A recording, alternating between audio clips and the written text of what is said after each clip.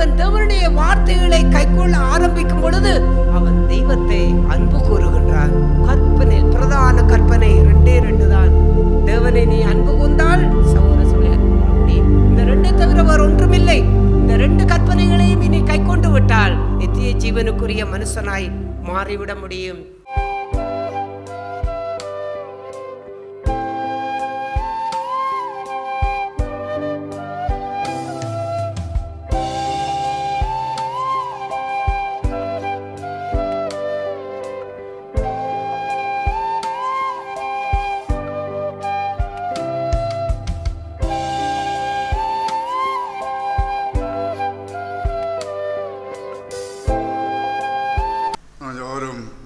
இந்த காலவெளியில் இருந்த ஆராதனை ஒப்பு கொடுக்கத்தக்கதாய் யாரும் முழங்கால் படியிடுவோம்.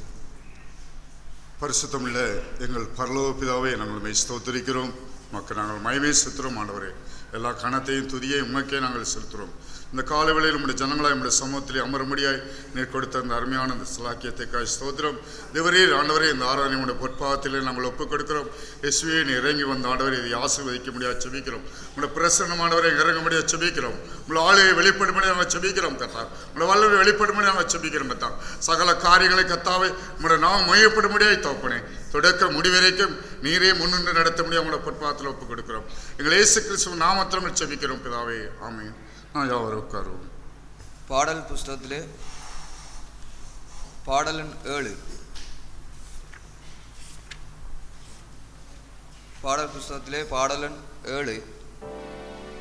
பலவீனம் யாவையும் நம்முடைய எல்லா பலவீனங்களையும் நீக்கி பிழைப்பாறுதல் தருகிறதான அந்த சர்வ வல்லமையுள்ள தேவனுடைய அவருடைய அந்த புகலிடமாய் அவரை பற்றி கொண்டு அடைக்கலமாய் இருக்கிறதான தேவனை மகிமைப்படுத்தும் வண்ணமாய் நாம் பாடுவோம். இயேசுராஜனின் திருவடிக்கு சரணம் சரணம் சரணம்.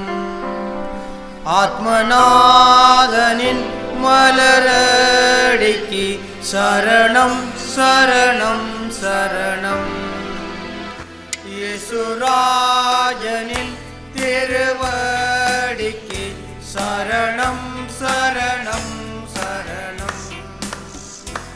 ஆத்மநாதனின் மலரடிக்கு சரணம் சரணம் சரணம். பார்ப்போற்றும் தூய தூய தேவனே, மெய்ராஜவே எங்கள் நாதனே, பயம் நேர்க்கும் துணையாவுமானியே, சரணம் சரணம் சரணம். இயேசுராஜன்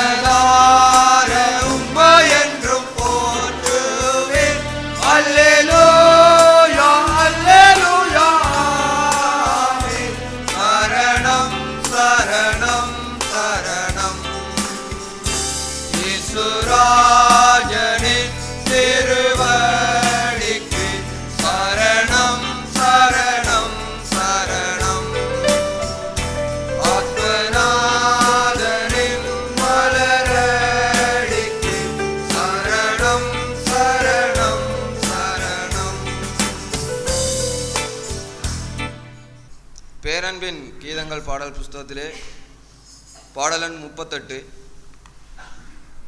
பேரின்ப கீதங்கள் பாடல் புஸ்தகத்திலே பாடலன் 38, உம்மை துதித்து பாடிடுவோம், உம்மை ஏற்றி பாடிடுவோம் என்றான அந்த பாடலை இந்த காலை வேளையிலே மௌனம் உள்ளவர்களாக இல்லாதபடிக்கு இந்த காலை வேளையில் உற்சாகத்தோடு அவரை மயப்படுத்தும் வண்ணமாய் இந்த பாடலை பாடுவோம்.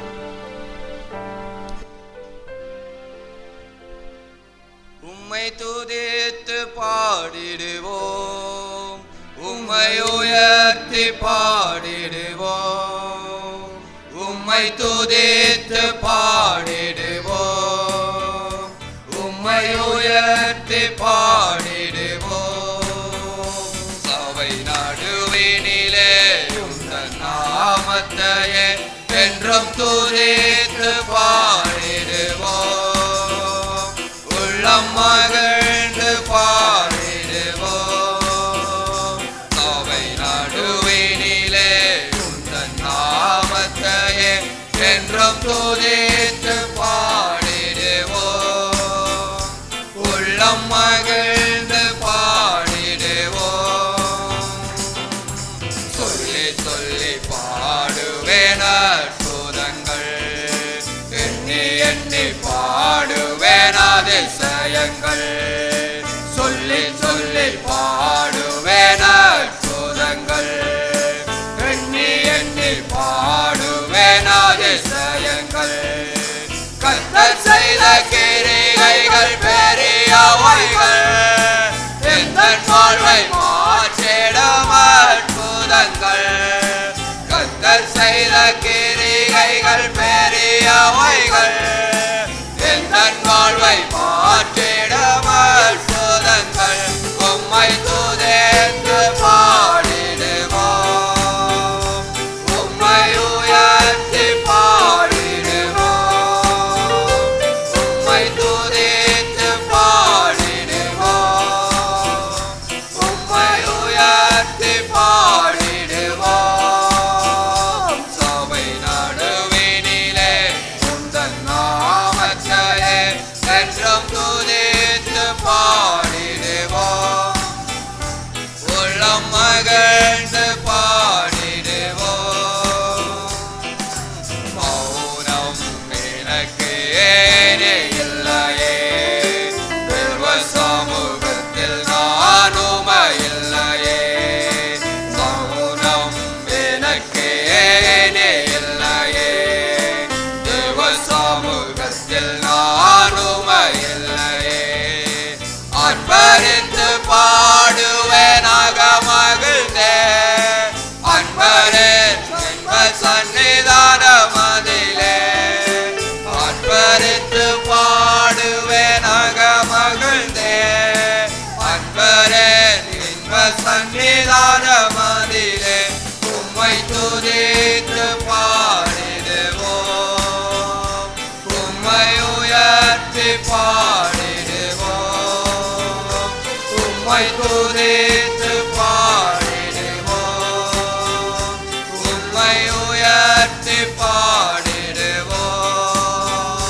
சபை நடுவினிலே உந்தன் நாமத்தையே என்றும் துதித்து பாடிடுவோம், உள்ளம் மகிழ்ந்து பாடிடுவோம். தேவநாமத்தை பிரஸ்தாபப்படுத்தும், எந்த காலத்திலும் வந்து ஆசீர்வதிப்பார். தேவநாமத்தை பிரஸ்தாபப்படுத்தும், எந்த காலத்திலும் வந்து ஆசீர்வதிப்பார். மண்டலம் முழுவதும் பிரசன்னத்தால் நிரப்பிய எங்களையும் ஆசீர்வதியும். இம்மண்டலம் முழுவதும் பிரசன்னத்தால் நிரப்பிய எங்களையும் ஆசீர்வதியும். உம்மை துதித்து பாடிடுவோம், உம்மை உயர்த்தி பாடிடுவோம், உம்மை துதித்து பாடிடுவோம், உம்மை உயர்த்தி பாடிடுவோம். சபை நடு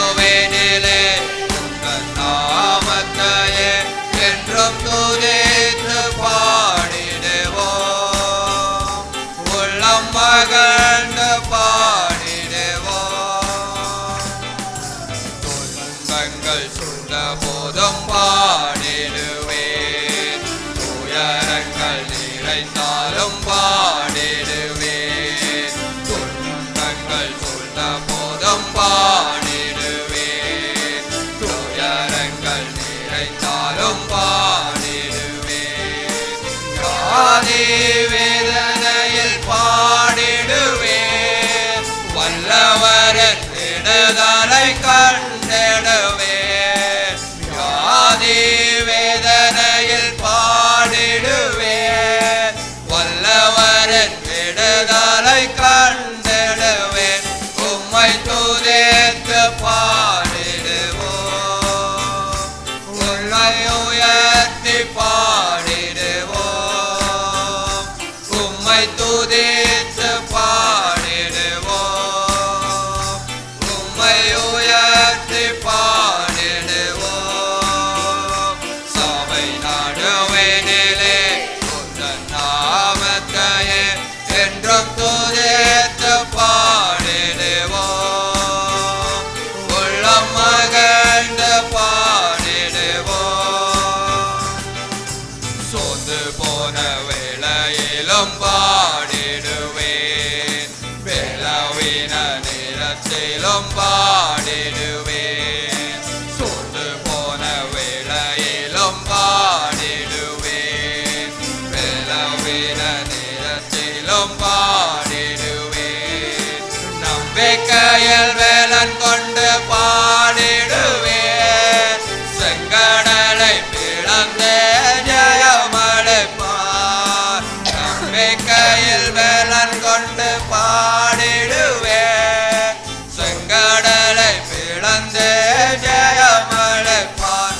உம்மை துதித்து பாடிடுவோம், உம்மை உயர்த்தி பாடிடுவோம், உம்மை துதித்து பாடிடுவோம், உம்மை உயர்த்தி பாடிடுவோம். சபை நடுவினிலே உந்தன் நாமத்தையே என்றும் துதித்து பாடிடுவோம், உள்ளம் மகிழ்ந்து பாடிடுவோம். சபை நடுவினிலே உந்தன் நாமத்தையே என்றும் துதித்து பாடிடுவோம், உள்ளம் மகிழ்ந்து பாடிடுவோம். மார்க்கு எழுதின சுவிசேஷம்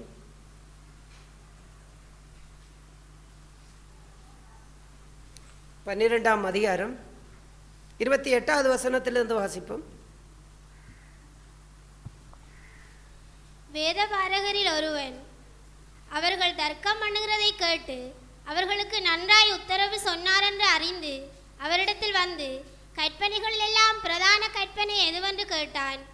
இயேசு அவனுக்கு பிரதியுத்தரமாக, கற்பனைகளில் எல்லாம் பிரதான கற்பனை எதுவென்றால், இஸ்ரவேலே கேள், நம்முடைய தேவனாகிய கர்த்தர் ஒருவரே கர்த்தர். உன் தேவனாகிய கர்த்தரிடத்தில் உன் முழு இருதயத்தோடும் உன் முழு ஆத்துமாவோடும் உன் முழு மனதோடும் உன் முழு பலத்தோடும் அன்பு கூறுவாயாக என்பது பிரதான கற்பனை. இதற்கு ஒப்பாயிருக்கிற இரண்டாம் கற்பனை என்னவென்றால், உன்னிடத்தில் நீ அன்பு கூறுவது போல் புறனிடத்திலும் அன்பு கூறுவாயாக என்பது. இவைகளிலும் பெரிய கற்பனை வேறொன்றும் இல்லை என்றார். போதும். நாம் பார்க்கின்றோம், கற்பனைகளிலே பிரதானமான கற்பனை எதுவென்று சொல்லி கேட்கின்றார். வேதத்திலே அநேக கற்பனைகள் இருக்கின்றது. அது மோசே கூடாக கொடுக்கப்பட்ட 10 கற்பனைகள், இன்னும் அநேக சட்டதிட்டங்கள், பிரமாணங்கள், அநேக காரியங்கள் இருக்கின்றது. அப்போது அந்த வேதபாரகன் கேட்கின்றான், எது பிரதானமான கற்பனை? அப்படி என்றால் மற்ற கற்பனைகள் எல்லாம் பிரதானம் இல்லையா? இதுதான் பிரதானம் என்று அல்ல. அவர் தேவனை பரிசுத்தப்படுத்துவாயாக, ஓய்வு நாட்களை அனுசரிப்பாயாக, பெற்றோரை கனம் பண்ணுவாயாக, விபச்சாரம் செய்யாதே, களவு செய்யாதே, பொய் சொல்லாதே, கொலை செய்யாதே என நிறைய அவ்வாறு 10 கற்பனைகளை எல்லாம் கொடுத்தார். பிரதான கற்பனை எதுவென்றால், அதில் ஏதோ ஆண்டவர் இங்கே 2 கற்பனையைத்தான் இங்கே சொல்லுகின்றார். அப்படி என்றால் மற்ற எல்லாமே அது பிரதானம் இல்லை என்பதல்ல. எல்லா கற்பனைகளையுமே கொண்டு வந்து ஒரு அஸ்திபாரமாக வைக்கக்கூடிய ஒரு வீடு அஸ்திபாரத்திலே இருந்து எழும்புவதைப் போல, அது தாங்குவதைப் போல எல்லாவற்றையும் ஒரு அஸ்திபாரமாய் கொண்டு வருகின்ற பிரதான கற்பனை எதுவென்றால், இஸ்ரவேலே கேள், முதலாவது உன் தேவனாகிய கர்த்தரிடத்தில் முழு இருதயத்தோடும் முழு ஆத்துமாவோடும் முழு பலத்தோடும் அன்பு கூறுவாயாக. இதை முதலாவதாய் சொன்னார். இதற்கொப்பா இருக்கிற இரண்டாவது கற்பனை, உன்னிடத்தில் அன்பு கூறுவது போல பிறனிடத்திலே அன்பு கூறுவாயாக என்று இரண்டாவதே சொன்னார். அன்பு என்று வரும்பொழுது உலகத்திலே எத்தனையோ பேரை அன்பு செய்கின்றார்கள். அது மனுஷிய அன்பாகவும் இருக்கின்றது, தெய்வ அன்பாகவும் இருக்கின்றது. மனுஷிய அன்பு எல்லாம் என்ன? நீ நேசித்தால் நான் நேசிப்பேன், நீ மன்னித்தால் நான் மன்னிப்பேன், நீ எனக்கு நன்மை செய்தால் நான் உனக்கு நன்மை செய்வேன், நீ என்னை ஏற்றுக்கொண்டால் நான் உன்னை ஏற்றுக்கொள்ளுவேன். அவ்வாறு அது உலகத்திலே இருக்கிற மனுஷி அன்பு. இந்த மனுஷி அன்பை தெய்வ அன்போடு ஒப்பிட்டு யாரும் பார்க்கக்கூடாது. அவ்வாறு பார்த்தால் அவன் சுத்த மதிகேடன். மனுஷி அன்பை தெய்வ அன்போடு அதை இணைத்து வைத்து பார்க்க முடியுமா? எந்த மனுஷி அன்பும் லாபத்தை தேடித்தான் எந்த மனுஷி அன்பும் இருக்கின்றது. அதாவது தான் ஒன்றை செய்தால் தனக்கு இன்னொருவர் தனக்கு பிரதிபலனாய் ஒன்றை செய்வார்கள், அல்லாது செய்ய வேண்டும் என்று ஒரு சுயநலமான தனக்கானதை தேடுகின்ற ஒரு லாபத்தை எதிர்பார்க்கின்றதான் மனுஷி அன்பு. தெய்வ அன்பு அப்படி அல்ல. தெய்வ அன்பு எல்லாம் அங்கே நாம் எதுவும் செய்யாமல் இருக்கும் போதே தேவன் நமக்கு ஒன்றை செய்தார். நாம் பாவிகளாக இருக்கும் பொழுது கிறிஸ்து நமக்காக மரித்தார். நாம் அக்கிரமக்காரராக இருக்கும் பொழுது கிறிஸ்து நமக்காக மரித்தார். தேவனை தேடுகிற உணர்வுள்ளவன் ஒருவனும் இல்லை, எல்லோரும் நன்மை செய்து ஏகமாய் கெட்டு போனார்கள் என்று ரோமருக்கு நிருபத்திலே நாம் பார்க்கின்றோம். அவ்வாறு இருக்கும் பொழுதுதான் கிறிஸ்து நமக்காக மரித்தார். அவர் அதாவது எப்படி மரித்தார்? நம்மை அன்பு கூர்ந்து தன்னை நமக்கு ஒப்பு கொடுத்தார். நாம் துரோகிகளாக இருக்கும் பொழுது அன்பு கூர்ந்தார். எதை நாம் அவருக்கு கொடுத்தோம்? ஒன்றும் கொடுக்கவில்லை. எதை அவர் நம்மிடத்திலே எதிர்பார்த்தார்? அவர் ஒன்றும் எதிர்பார்க்கவில்லை. அவ்வாறு இருக்கும் பொழுது கிறிஸ்து அங்கே நமக்காக மரித்தாரே, அதுதான் தெய்வ அன்பு. பிரதிபலனை எதிர்பாராத அன்பு. பிரதிபலன்கள் எதிர்மாறா இருந்தாலும் அப்படிப்பட்ட சூழ்நிலைகளில் எல்லாம் அவர்களை அன்பு கூறுகின்ற அன்பு, அதுதான் தெய்வ அன்பு. அந்த காரியத்தை தான் இயேசு சொன்னார். முதலாவது தேவனை அன்பு கூர், இரண்டாவது ஒருவர் அன்பு கூறுங்கள். நாம் இந்த ஒருவர் அன்பு கூறுங்கள் என்ற இந்த வார்த்தைகள் நமக்கு எல்லோருக்கும் தெரியும். ஒருவருக்கும் தெரியாண்டில்லை, சிறு பிள்ளைகளுக்கும் தெரியும், எல்லோருக்கும் தெரியும். மற்றவர்களை அன்பு செய்ய வேண்டும். கிறிஸ்தவர்கள் என்றால் மற்றவர்களை அன்பு செய்ய வேண்டும். கிறிஸ்தவம் என்றால் மற்றவர்களை அன்பு செய்ய வேண்டும். அது கிறிஸ்தவத்தில் இல்லை, அது முஸ்லீமாக இருக்கலாம், இந்துவாக இருக்கலாம், பௌத்தமாக இருக்கலாம், வேறு எந்த மதமாக இருக்கலாம். எல்லாவற்றிலேயும் மனிதநேயம் இருக்க வேண்டும், மனிதர்களை நேசிக்க வேண்டும், மனிதர்களை அன்பு செய்ய வேண்டும் என்று பொதுவாக எல்லோருக்கும் எல்லாம் இருக்கின்றது சொல்லுகின்றார்கள். ஆனால் அவ்வாறான ஒரு வாழ்க்கையிலே தெய்வ அன்பை நாம் மெய்யாக எப்படி அதை நாம் வெளிப்படுத்த முடியும்? நம்முடைய அன்பு சுயநலம் கொண்ட அன்பா இல்லாமல், மனுஷிய அன்பா இல்லாமல் தெய்வ அன்பாக அது இருக்க வேண்டும் என்றால் அந்த தெய்வ அன்பை எப்படி காட்ட முடியும்? அதை ஆண்டவர் சொல்லும்போது சொன்னார், உன்னிடத்தில் நீ அன்பு கூறுவது போல. அன்பை எப்படி நமக்கு வெளிப்படுத்தி காட்டினார் என்றால், உன்னிடத்தில் நீ அன்பு கூறுவது போல. நாம் நம்மை எப்படி அன்பு கூறுகின்றோம்? நமக்கென்று ஒரு துன்பம் வந்தால், நமக்கென்று ஒரு கஷ்டம் வந்தால், நமக்கென்று ஒரு நஷ்டம் வந்தால், நமக்கென்று ஒரு இழப்பு வந்தால், நமக்கென்று ஒரு பிரச்சனை வந்தால், அப்படிப்பட்ட சூழ்நிலைகளிலே நாம் அந்த நிலைகளில் நாம் எப்படி நம்மை அன்பு கூர்ந்து அந்த துன்பம், அந்த வேதனை, அந்த கஷ்டம், அந்த நிலைகள் நம்மை விட்டு நீங்க வேண்டும் என்று எப்படி நம்மை அன்பு கூறுகின்றோம்? இல்லாவிட்டால் நம்முடைய பிள்ளைகளை அப்படி அன்பு கூறுகின்றோம், நம்முடைய குடும்பத்தை அப்படி அன்பு கூறுகின்றோம். அதே போல அடுத்தவருடைய காரியங்களிலும் அவ்வாறு அந்த அதே பிரகாரமாக அந்த அன்பை வெளிப்படுத்தி காட்டுவதே தெய்வ அன்பின் அடையாளம் என்று ஆண்டவர் அதை சொல்லும் பொழுது சொன்னார். மற்றவர்களை அன்பு கூற வேண்டும் என்று சொல்லாமல், உன்னிடத்தில் நீ எப்படி அன்பு கூறுகிறாய்? உனக்கு பசி எடுத்தால் நீ அதற்காக பிரயாசப்படுகின்றாய்? உனக்கொரு கஷ்டம் வந்தால், உனக்கொரு நஷ்டம் வந்தால் நீ எப்படி அதற்காக போராடுகின்றாய்? எப்படி உன்னை அன்பு கூறுகின்றாய்? அதே போல் அப்படிப்பட்ட ஒரு அன்பை நீ மற்றவர்களுக்கு காட்ட வேண்டும். இதையெல்லாம் சாதாரணமாய் உலகத்து மனுஷன் சாதாரணமாக இதை செய்துவிட முடியாது. விசுவாசி கூட செய்ய முடியாது. விசுவாசி கூட தன்னை நேசிப்பதை போல பிறரை நேசிக்க முடியும் என்று நாம் விசுவாசிகளை இருக்கிறபடியினாலே நாமும் அவ்வாறு வாழ்ந்து விடலாம் என்று ஒருவேளை நினைத்து அவ்வாறு நாம் செய்ய வேண்டும் என்று நினைத்தால் அதெல்லாம் நினைப்பதனாலே இது சாத்தியமாகாது. உலகத்து வாழ்க்கையிலே ஒருவேளை மற்றவர்களை ஏழைகளை அன்பு செய்ய வேண்டும் என்றால் அவர்களுக்கு ஏதாவது ஒரு பணத்தை கொடுப்போம் என்றால் அதை கொடுத்து விடலாம். அது விசுவாசிகள் மட்டும்தான் கொடுப்பார்கள் என்றல்ல. அது இந்த உலகத்திலே அனர்த்தம் என்று வந்தால், இல்லாவிட்டால் ஏதோ பேரிழப்பென்று வந்தால் அங்கே எத்தனையோ மனிதர்கள் உதவி செய்கின்றார்கள். எத்தனையோ அங்கே நாடுகள் உதவி செய்கின்றார்கள், மனிதர்கள் உதவி செய்கிறார்கள், தனிப்பட்ட வாழ்க்கையிலே உதவி செய்கிறார்கள், எல்லாவற்றிலும் உதவி செய்கிறார்கள். அதுவெல்லாம் அன்பின் பூரணம் என்று அவ்வாறு சொல்ல முடியாது. அப்படிப்பட்ட காரியங்கள் எல்லாம் அது ஒன்று, அது பகிரங்கமாகவே செய்யப்படுகின்ற காரியங்கள். ஆனால் இயேசு அவ்வாறான காரியங்களிலே உன்னிடத்தில் அன்பு கூறுவது போல என்று அப்படி அவர் நம்மை வைத்து அன்பை நீ கற்றுக்கொள் என்று சொன்னார். இவ்வாறான வாழ்க்கையிலே அப்படி யார் அப்படி அன்பு செய்ய முடியும்? அப்படி என்னை அன்பு கூறுவது போல மற்றவர்களை நான் அன்பு கூற வேண்டும் என்றால் இது எவ்வளவு பெரிய ஒரு அங்கே அதை சிந்தனை பண்ணி பார்த்தால் இது பெரிய ஒரு கடினமான ஒரு காரியத்தை போன்ற ஒன்றாக இருக்க முடியும். ஆனால் அது யாருக்கு கடினமாக இருக்க முடியும்? யாருக்கு இலகுவாக இருக்க முடியும்? அந்த காரியத்தை ஆண்டவர் சொல்லும்போது சொன்னார், முதலாவது நீ சரியாக செய்தால் இரண்டாவது உனக்கு இலகுவாக இருக்க முடியும். ஆனால் ஒரு பிள்ளை, அந்த பிள்ளை கல்வி கற்க, ஒரு பிள்ளைக்கு கல்வியே ஆரம்பமே ஆனாவை எழுதி அந்த பிள்ளைக்கு பழக்கித்தான் ஆவணாவுக்கு போகும்போது அந்த பிள்ளை ஈஸியாக ஆவணாவை எழுதிவிடும். ஆனாவே சரியாக எழுத பழகாத பிள்ளை ஆவணாவை எழுத சொன்னால் அது நிச்சயமாய் அது சரியாக எழுதாது, அது கஷ்டமாக இருக்கும். ஆகையால் முதலாவது ஆனாவை எழுதி அந்த பிள்ளை சரியாக பழகினால், ஆவணா எழுதுன்னு சொன்னால் ஒருக்கா காட்டி விட்டால் என்ன செய்யும்?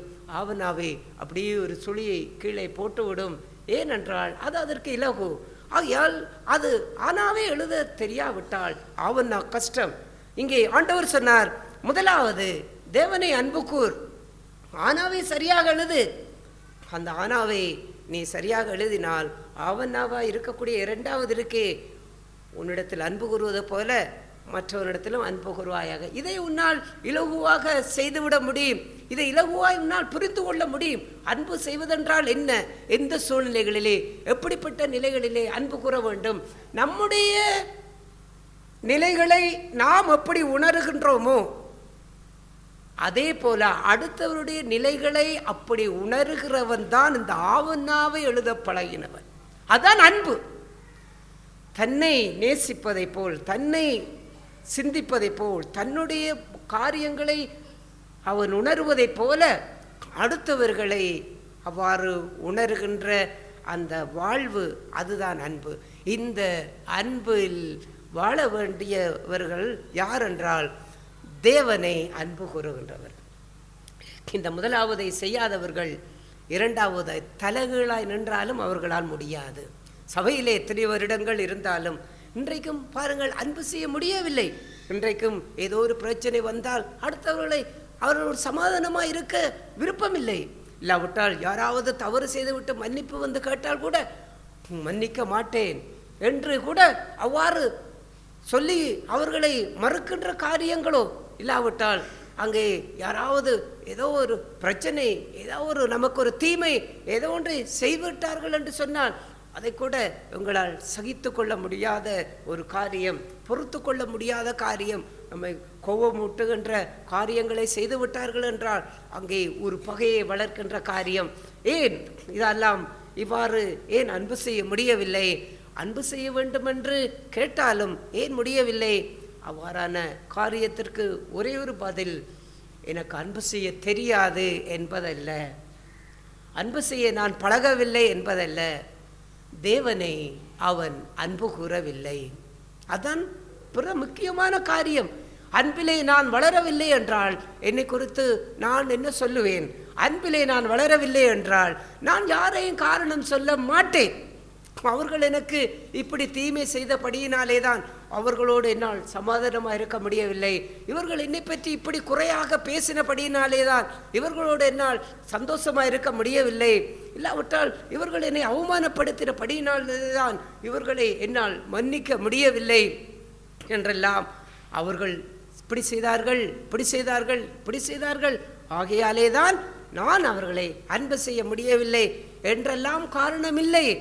நான் அன்பு செய்ய முடியவில்லை என்றால் நான் சிந்திக்கக்கூடிய சிந்தனை எல்லாம் என்னென்றால், தெய்வத்தை இன்னும் நான் சரியாக அன்பு கூறவில்லை. முதலாவது ஆண்டவர் சொன்னார், இஸ்ரவேலே கேள், கற்பனையிலே முதலாவது என்ன காரியம்? தேவனை அன்பு கூர். அவரை நீ முழு இருதயத்தோடும் முழு ஆத்துமாவோடும் முழு பலத்தோடும் நீ அவரை அன்பு கூற ஆரம்பித்தால் அடுத்த இரண்டாவது காரியம், ஒருவர் அன்பு கூறுகின்ற வாழ்வு உனக்கு எளிதாக இருக்க முடியும், இலகுவாக இருக்க முடியும். அது உனக்கு கடினமாக இருக்காது. இன்றைக்கும் அன்பு செய்வது எத்தனை பேருக்கு கஷ்டமாக இருக்கின்றது? ஒருவரை மன்னிப்பது எத்தனை பேர் கஷ்டமாக இருக்கின்றது? ஒருவர் மேல் கசந்து கொள்ளாத வாழ்க்கைக்குள்ளே போவது எத்தனை பேர் கஷ்டமாக இருக்கிறது? இந்த சுயம் அதற்கு அனுமதிக்காது. ஏனென்றால் இந்த சுயம் எப்பொழுதுமே நான், எனக்கு, என்னை, அதுக்கு சேதம் வந்துவிடக்கூடாது. அந்த சேதத்தை யார் உருவாக்கினாலும் அவனை பகைப்பேன், வெறுப்பேன், அவனுக்கு தீமை செய்வேன், அவனை குறித்து அங்கே நான் மன்னியாத வாழ்விலே இருப்பேன் என்றுதான் இந்த சுயம் அவ்வாறு சொல்லுகின்றது. ஆனால் தெய்வம் அவர் அவ்வாறு நம்மை பார்க்கும் பொழுது நம்முடைய எத்தனையோ குறைகள் காரியங்கள் எல்லாவற்றையும் அவர் மன்னித்தாரே, ஏற்றுக்கொண்டாரே. இப்படி இருக்கும் பொழுது எந்த மனுஷனுடைய காரியம் எப்படி இருந்தாலும், நம் பாவிகளா இருக்கும்போது கிறிஸ்து நமக்காக மரித்தார், அதான் அன்பு. அவ்வாறு இருக்கும் பொழுது ஒருவன் நமக்கு நல்லவனாகவே இருந்து கொண்டிருந்தால் அவனை அன்பு செய்வது அது எளிது, அது மனுஷியம். அவன் பாவியாய் இருக்கும் பொழுது அவனை நேசிக்க நான் பழகுகின்றேனா? அவனை மன்னிக்க பழகுகின்றேனா? அவனுக்கு நன்மை செய்ய பழகுகின்றேனா? அவன் மேல் இரக்கம் காட்ட பழகுகிறேனா? அந்த மனது நமக்கு இல்லை என்று சொன்னால் தெய்வத்தை இன்னும் அன்பு கூற அறியவில்லை. அதுதான் முக்கியமான காரியம், வேற ஒரு காரியமும் இல்லை. எத்தனை காரணங்களைத்தான் நாம் அன்புக்கு காரணம் காட்டி சாட்டுப்போக்குகள் சொல்லி எவ்வளவத்தை தான் காரணம் காட்டினாலும் அன்பிற்கு அதெல்லாம் அன்பு செய்யாத வாழ்க்கைக்கு அதுவெல்லாம் சாத்தியமாகாது. ஆகையாலே தான் ஆண்டவர் இப்படிப்பட்ட விஷயத்தை, 2 விஷயத்தை சொன்னார். எத்தனையோ கற்பனைகள். தேவனை அன்பு கூறுவதென்றால் அவன் எப்படி தேவனை அன்பு கூறுகின்றான்? நாம் யோவான் எழுதின சுவிசேஷம், மன்னிக்கவும், அப்போஸ்தலனாகிய யோவான் எழுதின நிருபம் 5ஆம் அதிகாரம், 1 யோவான் முதலாவது, அப்போஸ்தலனாகிய யோவான் எழுதிய முதலாவது நிருபம் 5ஆம் அதிகாரம் 2வது வசனத்தை வாசிப்போம். நாம் தேவனிடத்தில் அன்பு கூர்ந்து அவருடைய கற்பனைகளை கைக்கொள்ளும் போது தேவனுடைய பிள்ளைகளிடத்தில் அன்பு கூறுகிறோம் என்று அறிந்து கொள்ளுகிறோம். அப்போஸ்தலனாகிய யோவான் எவ்வளவு அவர் ஆழமாய் அங்கே தெளிவாய் பரிசுத்த ஆவியானவர் சொல்லுகின்றார் பாருங்கள். நாம் தேவனிடத்தில் அன்பு கூர்ந்து, தேவனிடத்திலே எப்படி நான் அன்பு கூற முடியும்? நீங்கள் எல்லோரும் தேவனை அன்பு கூறுங்கள் என்றால் அங்கே எப்படி அன்பு கூறுவது? ஒரு ஆராதனை செய்வதனாலே தேவனை அன்பு கூற முடியுமா? ஜெபிப்பதனால் தேவனை அன்பு கூற முடியுமா? நீங்கள் வேதத்தை ஒழுங்காக படிப்பதனால் கூட நீங்கள் தேவனை அன்பு கூற முடியுமா? தேவனை அன்பு கூர்ந்து அதையெல்லாம் தேவனுடைய அன்பு கூர்ந்து செய்கின்ற காரியங்கள் தான், இல்லை என்று இல்லை. ஆனால் அன்பிலே தேவனை அன்பு கூறுவதற்கு பிரதானமானது என்னென்றால், அவரை அன்பு கூறுகிறவன் அவருடைய வசனத்துக்கு கைக்கொள்ளுகின்றான். தேவனுடைய வார்த்தைகளை எந்த அளவுக்கு நாங்கள் கைக்கொள்ளுகிறோமோ அந்த அளவுக்கு தான் நாம் அவரை அன்பு கூறுகின்றோம். அதைத்தான் நாம் அங்கே வாசிக்கின்றோம். தேவனிடத்தில் அன்பு கூர்ந்து அவருடைய கற்பனைகளை கைக்கொள்ளுகிறவர். நான் தேவனை அன்பு கூறுகிறேன், தேவனை அன்பு கூறுகிறேன் என்று நாம் வாயாலே சொல்லிக்கண்டு அவருடைய கற்பனைகளை கைக்கொள்ளவில்லை என்றால் தெய்வத்தை நாம் அன்பு கூறவில்லை. ஏன்? அவ்வாறு தெய்வத்தை அன்பு கூறவில்லை என்றால் அங்கே இந்த கற்பனைகள் எல்லாம் தேவனிடத்திலிருந்து வந்தது. இந்த கற்பனைகள் எல்லாம் தேவனை மகிமைப்படுத்துகின்ற காரியம். இந்த கற்பனைகள் எல்லாம் தேவனுடைய பரிசுத்தத்துக்குள்ளாக எங்களை மாற்றுகின்ற காரியம். ஆகையால் அப்படிப்பட்ட காரியங்களிலே நாம் தேவனை அன்பு கூறுகிறோம் என்று சொன்னால் எந்த அளவுக்கு தேவனுடைய வார்த்தைகளுக்கு நாங்கள் கைக்கொள்ளுகின்றோம், ஆண்டவருடைய வார்த்தைகளுக்கு நாங்கள் கீழ்ப்படுகின்றோம். ஒருவன் தேவனுடைய வார்த்தைகளுக்கு எந்த அளவுக்கு அவன் கீழ்ப்படிய தன்னை ஒப்பு கொடுக்கின்றானோ அப்போதுதான் தேவனை அன்பு கூறுகின்ற வாழ்வு அவனுக்குள்ளே அதிகமாய் வளர ஆரம்பிக்கின்றது. இவன் தேவனுடைய வார்த்தைகளை கைக்கொள்ள ஆரம்பிக்கும் பொழுது அந்த வார்த்தைக்கு எதிர்மாறாக என்ன காரியம் வந்தாலும், அது பாவமாக இருக்கலாம், உலகமாக இருக்கலாம், இந்த சுயத்தின் காரியங்களாக இருக்கலாம், இந்த மாம்சத்துக்குரிய இச்சைகளுக்குரிய காரியங்களாக இருக்கலாம், எதுதான் வந்தாலும் அங்கே அவ்வாறான சூழ்நிலைகளில் எல்லாம் அவன் அந்த வசனத்திற்கு எதிர்மாறாய் தான் நடக்கக்கூடாது என்று சொல்லி அந்த வசனத்துக்கு அவன் கீழ்ப்படியும் பொழுது அவன் தெய்வத்தை அன்பு கூறுகின்றான். தேவனுடைய வார்த்தைகளுக்கு கீழ்ப்படியாத ஒவ்வொரு சூழ்நிலைகளிலும் நாம் தேவனை அன்பு கூறவில்லை. அதைத்தான் அப்போஸ்தலனாகிய யோவான் அதை சொல்லுகின்றார். இவ்வாறு தேவனுடைய வார்த்தைகளுக்கு கீழ்ப்படிந்து அவரை அன்பு கூர்ந்து அவருடைய வார்த்தைகளுக்கு நாங்கள் கீழ்ப்படியும் பொழுதுதான் நாம் என்ன செய்ய முடியும்? ஒருவரில் ஒருவர் நாம் அன்பு கூற முடியும். அதை இங்கேயும் சொல்லுகின்றார். நீங்கள் தேவனை அன்பு கூறவில்லை என்றால் நீங்கள் ஒருவரை ஒருவர் அன்பு கூற முடியாது. ஏன் அவ்வாறு முடியாதென்றால் அந்த வார்த்தைகள் என்ன சொல்லுகின்றது?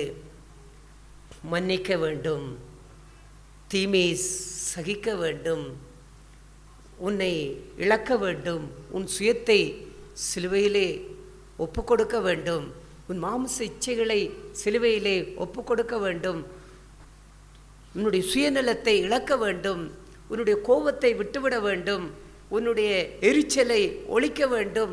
இப்படியெல்லாம் தேவனுடைய வார்த்தைகள் நமக்கு ஒவ்வொரு சோதனைகள் வரும் பொழுதும் அந்த வார்த்தைகள் நமக்கு போதிக்கும் பொழுது அந்த வார்த்தைகளை 100க்கு 100 ஆண்டவர் சொன்னார், உன் முழு இருதயத்தோடும், சும்மா அறகுறை இருதயம் அல்ல, முழு இருதயத்தோடு நீ தேவனுடைய வார்த்தைகளுக்கு நீ கீழ்ப்படுகிறாய் இருந்தால் அது அந்த இருதயம் முழு இருதயமாக இருக்க வேண்டும். முழு ஆத்துமா, முழு பலம், எல்லாவற்றையும் அந்த வார்த்தைகளுக்கு கீழ்ப்படியும்படிக்கு உன்னை இழந்தால், உன் சுயத்தை இழந்தால், உன் மாமிசத்தின் ஆசைச்சிலை சிலுவையில் அறைந்தால், உனக்கு உண்டானவைகளை வெறுத்தால் நீ ஒருவரை ஒருவர் அன்பு கூற முடியும். இப்போது அன்பு எங்கிருந்து பிறக்கின்றது? தேவனுடைய வார்த்தையிலிருந்து. இந்த ஆனாவை சரியாக நாம் எழுத பழகிவிட்டோம். தேவனை அன்பு கூறுகிறேன் என்ற வார்த்தைக்கு சொல்லி கொண்டு நாம் பார்க்கின்றோம். அதை யோவான் எழுதின சுவிசேஷம் 4ஆம் அதிகாரம், மன்னிக்கவும், அப்போ சொன்ன யோவான் எழுதின நிருபம் 4ஆம் அதிகாரம், 1 யோவான் 4ஆம் அதிகாரம் 20வது வசனத்தை வாசிப்போம். தேவனிடத்தில் அன்பு கூறுகிறேன் என்று ஒருவன் சொல்லியும் தன் சகோதரனை பகைத்தால் அவன் பொய்யன். தான் கண்ட சகோதரனிடத்தில் அன்பு கூறாமல் இருக்கிறவன் தான் காணாத தேவனிடத்தில் எப்படி அன்பு கூறுவான்? தேவனிடத்திலே அன்பு கூறுகிறேன் என்று ஒருவன் சொல்லுகிறான், நான் தேவனை நேசிக்கிறேன், தேவனை அன்பு செய்கிறேன் என்று சொல்லி, அப்படி சொல்லிக்கொண்டு தன் சகோதரனை பகைத்தால் அவன் பொய்யன். ஏன் பொய்யன்? எங்கே அவன் பொய் சொல்லுகின்றான்? அவன் தேவனுக்கு பொய் சொல்லுகின்றான். அவன் மனுஷனுக்கு பொய் சொல்லவில்லை, அவன் தேவனுக்கு பொய் சொல்லுகிறான். என்ன பொய்? ஆண்டவரே, நான் உம்மை அன்பு செய்கின்றேன். அவன் பாடலிலே உம்மை நேசிக்கிறேன் என்று பாடுகின்றான். அன்பு கூறுவேன், இன்னும் அதிகமாய் ஆராதிப்பேன், இன்னும் ஆர்வமாய் பாடுகின்றான், ஜெபிக்கின்றான், அவன் பேசுகின்றான். தேவனே, உம்மை அன்பு கூறுகிறேன் என்று எல்லாம் சொல்லி, இப்படியெல்லாம் சொல்லி தேவனுக்கே போய் சொல்லுகிற மனுஷனா இருந்தால் அவன் எப்படிப்பட்ட மனுஷனா இருப்பான்? அவன் யார்? அந்த பொய்யன். இவ்வாறெல்லாம் சொல்லிக்கொண்டு ஒரு சகோதரனையோ சகோதரியோ தன்னுடைய இருதயத்திலே கூட பகைத்தால், வெளியரங்கமாய் அல்ல, வெளியரங்கமாய் கூட பகைத்து வாழுகின்றவர்கள் இருக்கிறார்கள், அதை விட்டு விடுவோம். இங்கே இருதயத்திலே கூட பகைத்தால், தன் சகோதரனை இருதயத்திலே பகைக்கிறவர் மனுஷ கொலைபாதகன் என்று மத்தேயு எழுதின சுவிசேஷத்திலே ஆண்டவர் எச்சரித்தார். மனுஷ கொலைபாதகன் அவன். இப்பொழுது கொலை செய்யாதிருப்பாயாக என்கின்ற கற்பனையிலே இவன் இப்போது என்ன செய்கின்றான்? இவன் மீறுகின்றான். ஏன்? பகையை இருதயத்திலே வைத்திருக்கின்றான். அந்த பகையை, கசப்பை இருதயத்திலே வைத்திருக்கின்றான், எரிச்சலை வைத்திருக்கின்றான். வெளியிலே நன்றாக சிரிக்கின்றான், வெளியிலே அவர்களோடு நன்றாய் பேசுகின்றான், அவர்களோடு நல்ல உறவாக வைத்துக் கொள்ளுகிறான். ஆனால் இருதயத்திலே பகை, இருதயத்திலே கசப்பு, இருதயத்திலே இன்னும் மன்னிக்க முடியாத சுவாபம். மனுஷ கொலைபாதகன் கற்பனையை மீறிவிட்டான். யாருடைய கற்பனை? தேவனுடைய கற்பனை. தேவனுடைய கற்பனையை மீறிவிட்டு தேவனை அன்பு கூறுகிறேன் என்று சொல்லிக்கொண்டு ஒரு சகோதரியோ சகோதரியோ இன்னும் இருதயத்திலே பகைத்தால், இல்லாவிட்டால் பகைக்கிறது இல்லாவிட்டாலும் ஏதோ கசப்பு, வைராக்கியம், அவனை நேசிக்க முடியாத, அவனை அன்பு செய்ய முடியாத, அவனை நம்முடைய சமீபத்திலே நமக்கு அருகிலே வைத்துக் கொள்ள முடியாத அளவுக்கு ஒரு வெறுப்பு உணர்வு, பகை உணர்வு, ஒரு பிரிவினை, ஒரு தூரம், இடைவெளி அவ்வாறு எங்கெல்லாம் இருக்கின்றதோ அந்த இடத்திலே நேர்மையாய் உண்மையாய் நாம் என்ன சொல்ல முடியும்? அங்கே ஆவியானவர் சொல்லுகின்றார், அவன் பொய்யன், அவன் அன்பு கூறுகிறேன் என்று தேவனுக்கே பொய் சொல்லுகின்றான். ஆண்டவர் பார்க்கின்றார். உம்மை அன்பு கூறுகிறேன் என்று சொல்லும் பொழுது ஆண்டவர் கேட்கின்றார், உன்னுடைய இருதயத்திலே மற்றவனை அன்பு செய்கின்றாயா? என்னை அன்பு செய்கின்றேன் என்று சொல்லுகிறாய், ஆனால் உனக்குள்ளே எப்படிப்பட்ட சுயநலம் கொண்ட எண்ணங்கள் இருக்கின்றது? ஒருவருக்கு இரக்கம் செய்கின்ற ஆவி உனக்கு இருக்கிறதா? ஒருவனை மனப்பூர்வமாய் உன்னுடைய இருதயத்திலே அவனை ஏற்றுக்கொள்ளக்கூடிய மனநிலை இருக்கின்றதா? மற்றவன் மேல் அக்கறையாய் இருக்கக்கூடிய ஒரு ஆவி இருக்கிறதா? மற்றவர்களுக்கு உன்னை போல மற்றவர்களுக்கும் நன்மை செய்ய வேண்டும், நேசிக்க வேண்டும் என்கின்ற அந்த மனநிலை இருக்கின்றதா? ஆண்டவர் கேட்கின்றார், வேத வசனத்தை கொண்டு கேட்கின்றார். வேத வசனத்தை கை கொள்ளுவதே அவனிடத்தில் அன்பு கூறுவது. ஆகையால் அந்த வசனத்துக்கு நாம் கீழ்ப்படியாமல் இருந்து கொண்டு தேவனை அன்பு கூறுகிறேன் என்று சொன்னால் அப்படிப்பட்ட நாம் பொய்யன், பொய் சொல்லிக்கொண்டு வாழுகின்றோம். இவ்வாறு பொய் சொல்லிக்கொண்டு வாழ்கின்ற அந்த வாழ்விலே எப்படி அவன் உண்மையான அன்பை அவன் வெளிப்படுத்த முடியும்? அடுத்த வசனத்தை கீழே வாசிப்போம். 21. தேவனிடத்தில் அன்பு கூறுகிறவன் தன் சகோதரனிடத்திலும் அன்பு கூற வேண்டும் என்கிற இந்த கற்பனையை அவராலே பெற்றிருக்கிறோம். இதை ஆண்டவராகிய இயேசுவே அதை கொடுத்தார். நீ தேவனிடத்திலே அன்பு கூர்ந்தால் சகோதர சகோதரத்தில் அன்பு கூற வேண்டும். இஸ்ரவேலே கேள், கற்பனையிலே பிரதானமானது அதுதான். நீ தேவனை அன்பு கூர்ந்தால் சகோதர சகோதரிகளை அன்பு கூற வேண்டும். நீ சகோதர சகோதரி அன்பு கூறவில்லை என்றால் நீ தேவனையும் அன்பு கூறவில்லை. அவ்வாறு இருந்து கொண்டு தேவனே உம்மை அன்பு கூறுகிறேன் என்று நீ சொல்வாயாக இருந்தால் நீ பொய் சொல்லிக் கொண்டிருக்கின்றாய். பொய்யர்கள், திருடர்கள், விபச்சாரக்காரர்கள், சூனியக்காரர்கள் இரண்டாம் அக்கினியிலே தள்ளப்படுவார்கள் என்று வெளிப்படுத்தின விசேஷத்திலே பார்க்கின்றோமே. யார் அந்த பொய்யர்கள்? பொய் என்று சொன்னால் என்ன நினைக்கின்றோம்? பகிரங்கமாக பொருளுக்காகவும் படத்துக்காகவும் எதுக்காகவும் பொய் சொல்லுகிறதை போல் இன்றைக்கு இந்த தேசத்திலே இந்த அனர்த்தம், இயற்கை அனர்த்தம் என்று இந்த அனர்த்தங்கள் வரும் பொழுது அங்கே உங்களுடைய சொத்தழிவை பதியுங்கள், உங்களுடைய வெள்ள அழிவை பதியுங்கள், உங்களுக்கு ஏதாவது நஷ்டம் வந்தால் பதியுங்கள் என்று சொன்னால் என்ன செய்கின்றார்கள்? அங்கே இல்லாதவன் அழியாதவனும் பதிகின்றான், அழிந்தவனும் பதிகின்றான், எல்லோரும் பதிகின்றார். ஏன்? எனக்கு அது நடந்து விட்டது, இது நடந்து விட்டது, அவர்களுக்கு பாதிப்பு, இவர்களுக்கு பாதிப்பு, பாதிப்பே இல்லாத ஒருவன் கூட பாதிப்பு என்று சொல்லி அவ்வாறெல்லாம் பொய் சொல்லி செய்கின்றார்கள். அது பொய் என்று அந்த பொய்யை இங்கே வேதம் சொல்லவில்லை. இந்த பொய் யார்? அவன் தேவனை நேசிக்கிறேன் என்று சொல்லி தன் சகோதரனை இன்னும் பகைத்து கொண்டு வாழ்கின்ற பொய்யன். சத்தியத்தின் மேல் தான் நடக்கின்றேன் என்று சொல்லிக்கொண்டு சத்தியத்துக்கு விரோதமாய் செயல்படுகின்ற பொய்யன். அவ்வாறான இந்த வாழ்க்கையை இன்றைக்கு உலகத்திலே இருக்கின்ற பொய்களைப் போல் அல்ல, விசுவாசிகளாக இருக்கிற நாம் கூட இந்த பொய்யிலே கூட நாம் மிக கவனமாக இருக்க வேண்டும். அதாவது அன்பென்று சொல்லுகிறதை விட நான் சொன்னதை போல இந்த அனர்த்தங்கள் என்று வரும்பொழுது அழிவுகள் என்று வரும்பொழுது விசுவாசிகளாக இருக்கிற நாம் கூட நாம் நேர்மை இருக்க வேண்டும், நீதி இருக்க வேண்டும், உண்மை இருக்க வேண்டும். பொருளுக்காகவும் பணத்துக்காகவும் இல்லாத ஒன்றை அங்கே பெற்றுக்கொள்வதற்காகவும் அங்கே இந்த உலகத்து ஜனங்களைப் போல ஒரு விசுவாசியும் இருப்பானாக இருந்தால் அவன் மிகவும் ஒரு அருவருக்கப்படத்தக்க மனுஷனாக இருப்பான். அவன் என்னத்தை கண்டான், இவன் ரட்சிக்கப்பட்டு என்ன மேன்மை இருக்கின்றது, அவிசுவாசியை போலதான் இவனும் ஒரு பதவியை செய்கின்றான். அவன் ரட்சிக்கப்பட்டு விசுவாசியாய் சபையில் இருப்பதனால் இவனுக்கு என்ன உயர்ந்த சிலாக்கியம் இருக்கின்றது, அவர்களைப் போலதானே இவர்களும் செயல்படுகின்றார்கள். இது அருவருக்கப்படத்தக்கது. எல்லோருக்கும் பொதுவாக அதை அரசாங்கம் செய்தால் அதை வாங்கிக் கொள்ளுங்கள். மற்றபடி இல்லாத ஒன்றை நீங்கள் செய்து இந்த அற்ப பணத்துக்காக பொருளுக்காக நாம் அதை செய்துவிடக்கூடாது. அப்படிப்பட்டவர்களுக்கு அக்கினி கடல் தான். அதை இந்த உலகத்தை ஏமாற்றலாம், மனுஷரை ஏமாற்றலாம், தெய்வத்தை ஏமாற்ற முடியாது. தேவனை அன்பு கூறுகிறவன் இதெல்லாம் சொல்ல வேண்டிய தேவையில்லை, அவனே அதை செய்ய மாட்டான். அப்படிப்பட்ட ஒரு வாழ்க்கையிலே இது இப்படியெல்லாம் நாம் காரியங்கள் நமக்குள்ளே இருந்து கொண்டே இருக்கிறதென்றால் என்ன காரணம்? சிலர் இவ்வாறெல்லாம் இருப்பார்கள். பாருங்கள், அன்பிலே எவ்வளவு சுயநலங்கள். அரசாங்கம் ஒருவருக்கு ஒன்றை கொடுக்கின்றது என்று சொன்னால் இவர்கள் போய் குறுக்கே நின்று கொண்டு அவர்களுக்கு அது கொடுக்கக்கூடாது, இவர்களுக்கு இது கொடுக்கக்கூடாது, அவர்களுக்கு அந்த வசதி இருக்கிறது, இவர்களுக்கு இந்த வசதி இருக்கின்றது என்று கூட இன்றைக்கு இப்படியெல்லாம் ஒரு சுயநலம் கொண்ட வாழ்வு. இதையெல்லாம் இப்படியெல்லாம் செய்கின்றவர்கள், இப்படியெல்லாம் சொல்லுகின்றவர்கள் அங்கே பேசும் பொழுது நன்றாய் பேசுவார்கள், நன்றாய் பழகுவார்கள், நன்றாய் சிரிப்பார்கள், நன்றாய் உறவு கொள்ளுவார்கள்.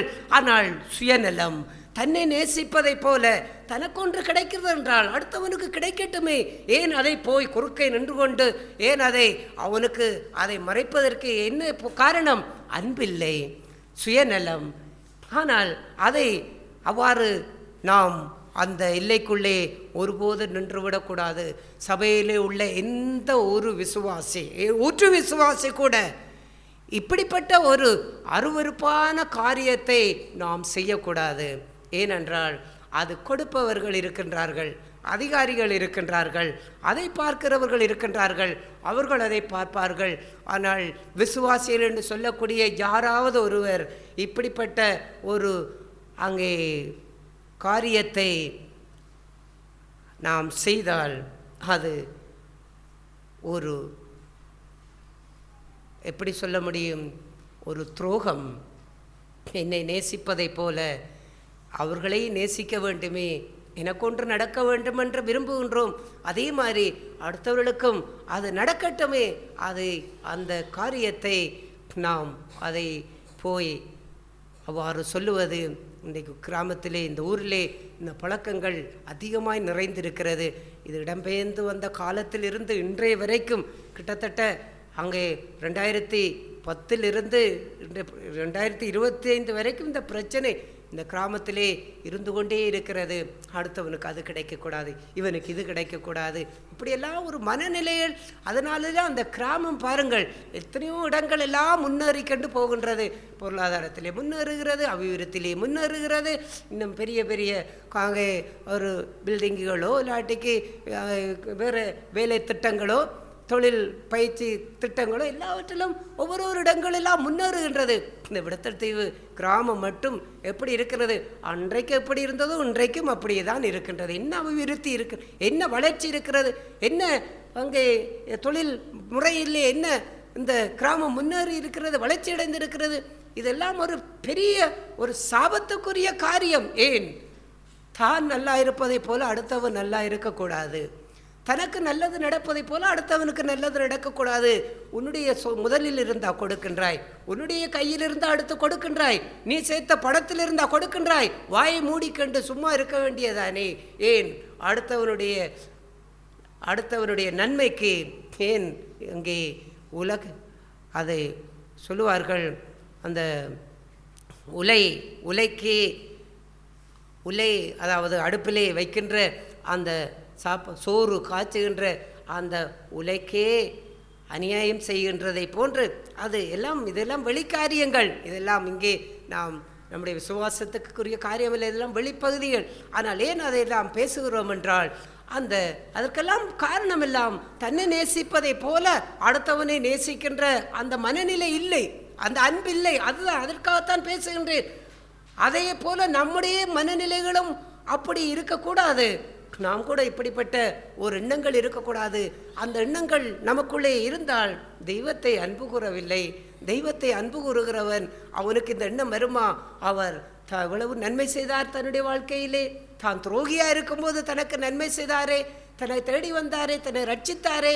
அப்படிப்பட்ட தெய்வம் இன்றைக்கும் அவர் நம்மை போல அடுத்தவர்களுக்கும் அவ்வாறு நடக்க வேண்டும், நன்மை செய்ய வேண்டும் என்று அந்த ஒரு எண்ணம், சிந்தனை, அதைத்தான் அவர் இங்கே சொல்லுகிறார். அந்த கற்பனையில் பிரதான கற்பனை 2 தான்.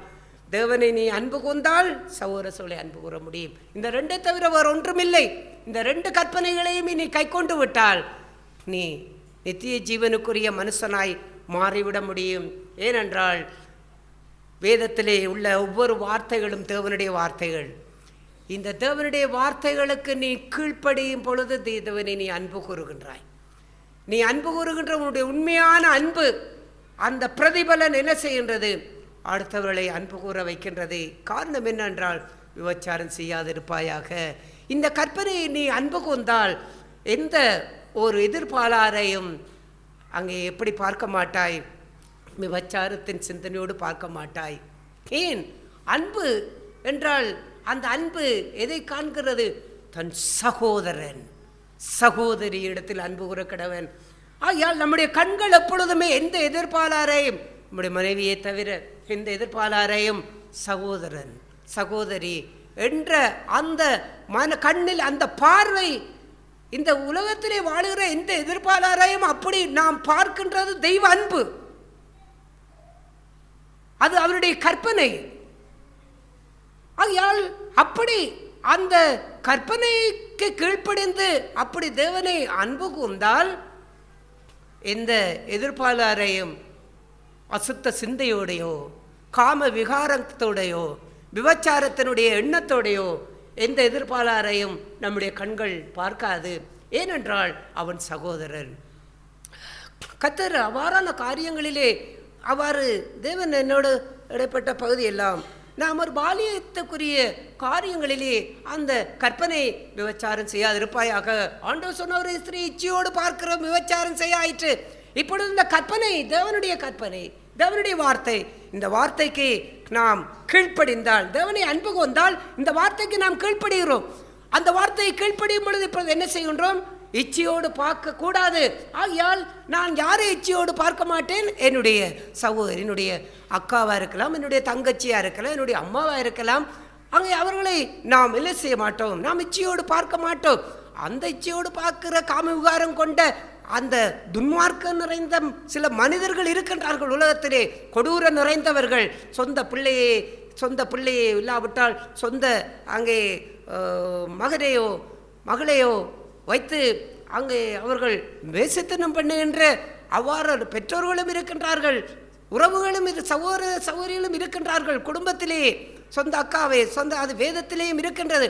அது அவ்வாறான அந்த அல்ல, அவர்களை நாம் அவ்வாறு இச்சையோடு பார்க்க மாட்டோம். ஆனால் ஏன் நாம் அடுத்தவர்களை ஏன் அவ்வாறு இச்சையோடு பார்க்கின்றோம் என்றால் அவன் சகோதரி அல்ல, அவன் சகோதரன் அல்ல. அதுதான் காரியம். அப்போ ஆண்டவர் சொன்னார், உன்னிடத்தில் அன்பு கூறுவது போல் உன் சகோதரனிடத்திலும் சகோதரிடத்திலும் அன்பு கூறுவாயாக என்றால் அவனை சகோதரனாக பார்ப்பது சகோதரியாக பார்க்க வேண்டும் என்றால் நான் என்ன செய்ய வேண்டும்? தேவனை அன்பு கூர், அவருடைய கற்பனைகளை கைக்கொள்.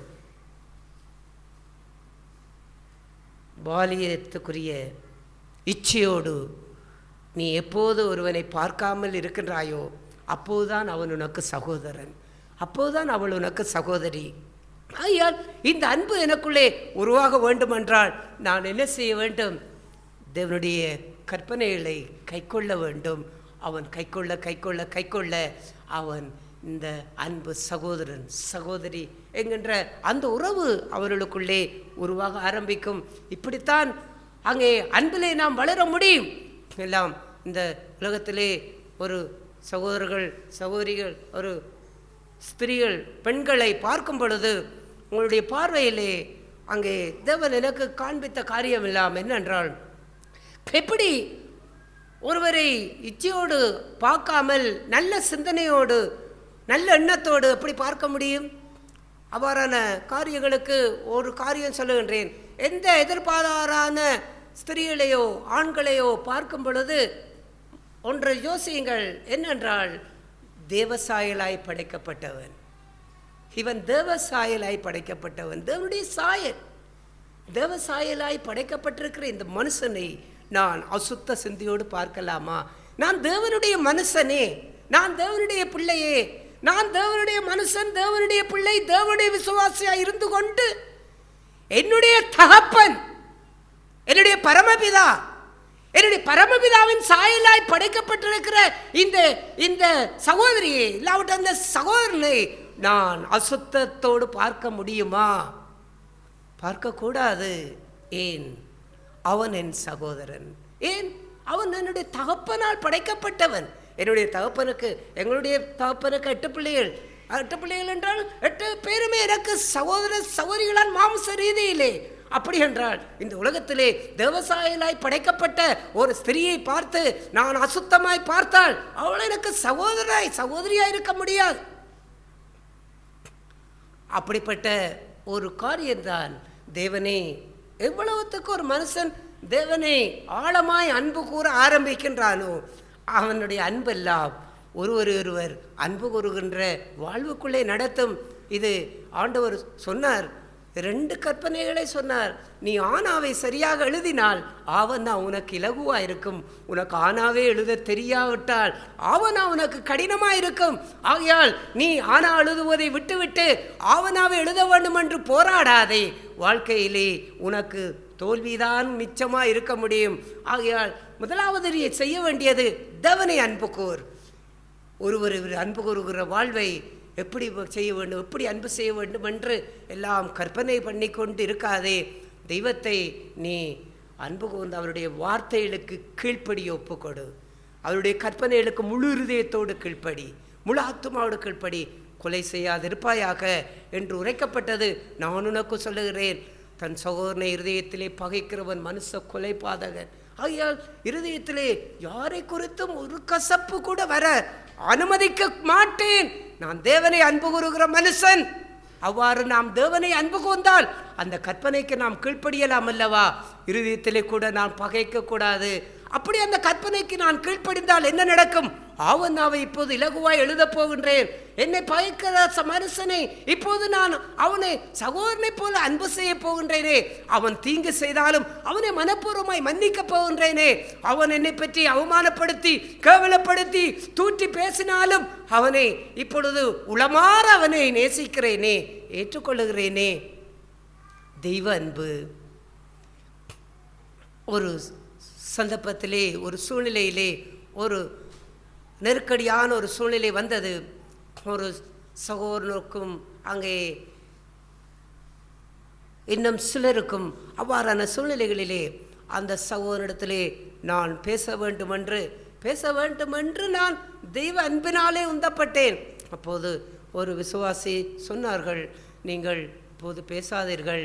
ஏனென்றால் இப்போது நீங்கள் பேசினால் அவர் மிக கோபமடைந்து அவர் ஒருவேளை நிதானமிழந்து உங்கள் மேல் மிகவும் மோசமாய் நடந்து கொள்ளக்கூடிய சூழ்நிலைக்குள்ளே இருப்பார் என்று சொன்னார்கள். ஆனால் நான் அதை சொன்னாலும் என்னுடைய இருதயத்திலே தெய்வ அன்பை நான் அங்கே கண்டு கொண்டபடியினால் என்னை அவ்வாறு தான் பேசினால் கூட நான் மகிழ்ச்சியாக இருப்பேன், அவ்வாறு வருத்தால் கூட நான் மகிழ்ச்சியாக இருப்பேன். ஏனென்றால் அங்கே தேவனுடைய கற்பனையை கைக்கொள்ளுவதே பிரதானம். அவ்வாறு அந்த இருதயத்தோடு அந்த சகோதரனிடத்திலே நான் பேச ஆரம்பித்தேன். ஆனால் கர்த்தர் அவருடைய வாழ்வையும் மாற்றி அவருடைய நிலையையும் கர்த்தர் மாற்றினார். அந்த அவருடைய இருந்த தன்மையை மாற்றினார். அவர் அவ்வாறான சூழ்நிலைகளிலே அங்கே கடத்தி செல்லக்கூடிய சூழ்நிலையிலே அவரையும் என்னால் மனப்பூர்வமாய் நேசிக்க முடிந்தது, அன்பு செய்ய முடிந்தது. என்ன காரணம்? கற்பனை கைக்கொண்டு அவரை அன்பு கூறுகின்ற வாழ்வு. தேவனை அன்பு கூறாமல் ஒருவர் நம்மால் அன்பு கூறவே முடியாது. அந்த தெய்வத்தை அன்பு கூற வேண்டுமா இருந்தால் அவருடைய கற்பனைகளை கைக்கொள்ளுங்கள், அவருடைய வார்த்தைகளை கீழ்ப்படியுங்கள். அவர் நன்மை செய்யும்படிக்கு சொல்லி இருக்கின்றார், அந்த வார்த்தையை கீழ்ப்படியுங்கள். மன்னிக்க சொல்லி இருக்கின்றார், அந்த வார்த்தையை கீழ்ப்படியுங்கள். ஒருவர் ஏற்றுக்கொள்ளும்படிக்கு சொல்லி இருக்கின்றார், அந்த வார்த்தையை கீழ்ப்படியுங்கள். அங்கே கோபம், பிசாசுக்கு இடம் கொடுக்காதீர்கள், கோபத்தை சாதிக்காதீர்கள், அந்த வார்த்தையை கீழ்ப்படியுங்கள், விட்டு கொடுங்கள். அங்கே எல்லாவற்றிலும் அந்த வார்த்தைக்கு, தேவனுடைய வார்த்தைக்கு கீழ்ப்படிந்து அவரை அன்பு கூற அன்பு கூற அன்பு கூற அவனா இலகுவாக நம்மால் வாழ முடியும். எல்லோரையும் நம்மால் நேசிக்க முடியும், எல்லோரையும் மன்னிக்க முடியும், எல்லோரும் அன்பு செய்ய முடியும். அது கடினமான சூழ்நிலைகளாக இருந்தாலும் கர்த்தர் அதை நம்முடைய வாழ்க்கையிலே அதை இலகுவாக்கி தருவார். நம்முடைய சுயத்துக்கு இடம் கொடுத்தால் அது கடினம். இந்த சுயத்துக்கு இடம் கொடுத்து விடக்கூடாது. நான் கூட சில சந்தர்ப்பங்களிலே சோதிக்கப்பட்டேன், சிலருடைய காரியங்களை குறித்து சோதிக்கப்பட்டேன். அப்போதும் என்னுடைய இருதயத்திலே அங்கே ஏன் இவர்கள் இவ்வாறு நடக்க வேண்டும், ஏன் இவர்கள் இவ்வாறு செய்ய வேண்டும் என்று அவ்வாறு சோதிக்கப்பட்டேன். கர்த்தர் பேசினார், தேவனை அன்பு கூறுகிறாயா இல்லை பொய் சொல்லுகின்றாயா? நீ தேவனை அன்பு கொண்டால் அவன் என்ன நிலைமையில் இருந்தாலும் அன்பு செய், நேசித்து விடு, மன்னித்து விடு, ஏற்றுக்கொள். நேசித்து விடு, மன்னித்து விடு என்று சொல்லிவிட்டு அவனை தூரத்திலே வைக்காதே, உனக்கு பக்கத்திலே வைத்துக்கொள். அந்த ஆவி உனக்கு வேண்டும். அப்போதுதான் நீ உண்மை உள்ளவன். இல்லாவிட்டால் நீ பொய் சொல்லுகின்றவன். நான் பொய் சொல்ல விரும்பவில்லை, தேவனை அன்பு கூறுகிறேன் என்று சொல்லி நான் பொய் சொல்ல விரும்பவில்லை. அது பேர்பட்ட காரியமாக இருந்தாலும் அதை இந்த சுயத்தை அது சிலுவையிலே ஒப்பு கொடுத்து நான் அன்பு செய்ய விரும்புகின்றேன். இன்னும் என்னுடைய அன்பிலே இன்னும் எத்தனையோ குறைகளை காண்கின்றேன், அதை ஆழத்தை போல காண்கின்றேன். சூழ்நிலைகள் மத்தியிலே, நெருக்கங்கள் மத்தியிலே, துன்பங்கள் சோதனைகள் மத்தியிலே எப்படியெல்லாம் நான் அன்பு செய்ய வேண்டும், மற்றவர்களை எப்படியெல்லாம் நான் புரிந்து கொள்ள வேண்டும், என்னை எப்படி நான் நேசிக்கின்றதை போல அடுத்தவர்களை எப்படி என்னால் நேசிக்க முடியும், அடுத்தவருடைய காரியங்களை எப்படி நான் புரிந்து வாழ முடியும் என்ற அந்த ஆழம் எனக்கு இன்னும் ஆழமாகவே இருக்கின்றது. நான் இன்னும் வளர வேண்டும், இன்னும் அன்பிலே நான் வளர வேண்டும். நான் அதற்காக பிரயாசப்படுகின்றேன், போராடுகின்றேன். ஆண்டவர் சொல்லுவதைப் போல அந்த அன்பின் எல்லையை நான் பரிபூரணமாய் ஒருவர் அன்பு கூறுகின்ற வாழ்வை நான் கற்றுக்கொள்ளும்படிக்கு தேவனாகிய கர்த்தரிடத்திலே முதலாவது அன்பு கூர்ந்து அவருடைய கற்பனைகளுக்கு கீழ்ப்படிந்து வாழுகின்ற அந்த வாழ்க்கையிலே எப்போதும் கவனம் கொண்டு அவருடைய வார்த்தைகளுக்கு எப்போது நான் கீழ்ப்படிந்து வாழ்ந்து கொண்டு ஜீவிக்கின்ற வாழ்விலே தான் ஒருவர் உண்மையாய் என்னால் அன்பு கூற முடியும், மாய்மாலம் இல்லாமல் அன்பு கூற முடியும், ஒத்தவேசம் இல்லாமல் அன்பு கூற முடியும். இந்த அன்பிலே கர்த்தர் நம்முடைய வாழ்வையும் எல்லோரையும் அவர் கட்டி எழுப்பவும், நாம் மனுஷிய அன்பல்ல, சுயநலமான அன்பல்ல, ஒன்றை எதிர்பார்த்து காட்டுகின்ற அன்பல்ல, எதையுமே எதிர்பார்க்காத அங்கே ஆண்டவர் தேவன் நம்மை நேசித்ததைப் போல ஒருவர் எல்லோரையும் அன்பு கொண்டு வாழுகின்ற அந்த வாழ்விலே நம் வாழ்வு ஆசீர்வதிக்கப்பட கர்த்தர் நம்மை ஆசீர்வதிப்பாராக. ஆம். பரிசுத்த நாமம் மையப்படுதான். தேவன் நாட்களிலே அவருடைய ஜீவனுள்ள வார்த்தையை கொடுத்து தேவன் அங்கே போஷித்தார். ஆண்டவராக இயேசு கிறிஸ்து தேவனுடைய சமூகத்திலே வேண்டுதல் செய்யும்போது, இதாவே இரு நானும் அங்கே ஒன்றாயிருக்கிறவர்கள இவர்களும் நம்மளே ஒன்றாயிருக்க முடியாது அங்கே வேண்டிக் கொள்கிறேன்னு சொல்லி அங்கே ஒரு வேண்டுதல் செய்தார். நாட்களில் அந்த தெய்வீக அன்பு இன்றைக்கு என்னிடத்திலே அது மெய்யாய் அதங்கே பரிபூர்ணம் அடைவதற்கு அங்கே அவர் பவுலப்பர் சொன்னவரை அங்கே யாதொரு கசப்பான வேர் அங்கே என்னிடத்திலே முளைத்தெழும்பாவடிக்கு இன்றைய நாட்களிலே என்னுடைய ஜீவ வாழ்க்கையை எப்படி நான் அங்கே பாதுகாத்து வைத்திருக்கிறேன் என்கிறான காரியங்கள். இந்த உலகத்திலே அநேக ஜனங்கள் மத்தியிலே பகையங்கக்கூடியான, அது வருடக்கணக்கில் இருக்கக்கூடியான 30 வருடம் 40 வருடம்னு சொல்லி இருக்கக்கூடியான அந்த பகைகள். ஆனால் கடந்த காலங்களிலே நான் கண்டுகொண்ட காரியங்கள், அந்த பகை அது கிறிஸ்தவர்கள் மத்தியிலும் அங்கே அது முன்பு செய்த பகைகள் அங்கே அதங்கே வைத்திருக்கக்கூடியான காரியங்கள். 100 காரியங்கள் அங்கே வரும்போது அந்த பகையும் அதோடு சேர்ந்து அங்கே செயல்படக்கூடியான காரியங்கள். நாட்களில் தேவன் அதை குறித்து பேசும்போது அந்த நாட்களிலே ஆண்டவருடைய வார்த்தை இன்றைக்கு உண்மையிலே தேவனுடைய வார்த்தைகள் தேவனுடைய வசனத்தை கைக்கொள்ளிடத்திலே இங்கே மெய்யாய் அவருடைய தேவன அன்பு அது பூரணப்பட்டிருக்கும்ன்றான காரியங்கள் என்னுடைய ஜீவியத்திலும் அநேக குறைகளை தேவன் அங்கே காண்பிக்கிறார். அங்கே கடந்த நாட்களிலே எப்பப்பட்டான இழிவான சுபாவங்கள் என்னுடைய ஜீவியத்திலே சூழ்நிலை மத்தியிலே சோதனை மத்தியிலே அன்பு செலுத்தக்கூடியான அந்த நேரங்கள் மத்தியிலே சோதிக்கப்படக்கூடிய நேரங்கள் மத்தியிலே அந்த அன்பு குறைபடக்கூடியான காரியங்களெல்லாம் காணும்போதெல்லாம் கர்த்தருடைய சமூகத்திலே அன்பில்லாத ஒரு காரியத்தை தான் அங்கே கண்டேன். 2 நாட்களில் தேவன் பேசிய வார்த்தை அதிகமாக எண்ணி உற்சாகப்படுத்தது. கர்த்தருடைய சமூகத்திலே மெய்யாய் அவருடைய கற்பனை கற்கிறத்திலே தேவன் மெய்யாய் பூரணப்பட்டிருக்கும் என்ற அந்த வார்த்தை கேட்ட பிரகாரம் தேவனுடைய அன்பை மெய்யாக அந்த அன்பை நாட்களில் வரக்கூடிய காலங்களில் அதை கட்டியெழுப்பும்படியாய் பரிசுத்தாவியார் தாமே என்னை நடத்தி சொல்கிறான்னு விசுவாசிக்கிறேன். கர்த்தருடைய நாம ஸ்தோத்திரம். தேவன் சபையிலே இடைப்பட்டதான நன்மை குறித்ததான அந்த வார்த்தை இங்கே என்னுடைய ஜீவியத்திலே நானும் கடந்த நாட்களிலே இங்கே என்னுடைய பலகீனங்களினால் சோர்ந்து போவதான சூழ்நிலை மத்தியிலே இங்கே இந்த நாட்களிலே அன்பை குறித்து இங்கே பேசும்போது நானும் தகுதி இல்லாத ஒரு மனுஷனாக இங்கே நின்றிருக்கிறேன். இங்கே என்னை குறித்து நான் உணர்வடையும்படியாய் தேவன் அங்கே என்னை பலப்படுத்தும்படியாய் நாட்களிலே பேசினார். அவருடைய நாமத்தை நான் மையப்படுத்தும்படியாய் தேவன் பேசினான். அந்த வார்த்தை இருதயத்திலே நான் அன்றாட காரியங்களிலே வாழ்க்கையிலே நான் அதை பிரயோஜனப்படுத்திக் கொள்வதற்கு ஏதுவாக அவர் பேசினார். இங்கே ஜீவிலே நான் முதலாவது அவருடைய கற்பனைகளை இங்கே கை கொள்ள வேண்டும். அந்த பிரகாரமே அவருடைய அன்பு என்னிடத்தில் நீங்கள் நிலைத்திருக்க முடியும். நான் அந்த பூமியிலே என்னை பயக்கிறவர்களை பயக்கிறவனாயும் என்னை சிநேகிக்கிறவர்களை மட்டும் நான் சிநேகிக்கிறவனுமாய் இருந்தால் அவருடைய அந்த அன்பு இடத்தில் நிலையாக இங்கே இருந்துவிட முடியாது. இங்கே நான் எப்படி இங்கே நான் அன்பை நான் அவரிடத்தில் இங்கே செலுத்த முடியும்? இங்கே அவர்கள் அங்கே அன்பாக இருக்கிறது போல நான் இங்கே என்னை பயக்கிறவர்களை நேசிக்கவும் இங்கே யாவரையும் அன்பு செய்யவும் என்னுடைய சகோதரனுக்கு எதிராக நான் இங்கே ஒருபோதும் இங்கே குற்றம் சுமத்தாத ஆவியோடு வெளிப்படையான மாய்மாலமற்ற சுயாதீனமற்ற அந்த அன்பை நான் இங்கே வெளிக்காட்டுவதற்கு ஏதுவாய் வருகிற நாட்களிலே தேவன் அந்த நிலையான அன்பை பூரணமான அன்பை எனக்கு தருவார் என்று தேவ சமூகத்திலே அறிக்கை செய்கிறேன். நான் ஆவியானவர் சபையில் கொடுத்த வார்த்தைக்காக நான் தேவனை அதிகமாய் ஸ்தோத்தரிக்கிறேன். அங்கே முதலாவது ஆனா அழுத நான் கற்றுக்கொண்டு விட்டால் அந்த ஆவனா ஈஸியாக ஒரு சுழியை நான் போட்டுவிட முடியும்.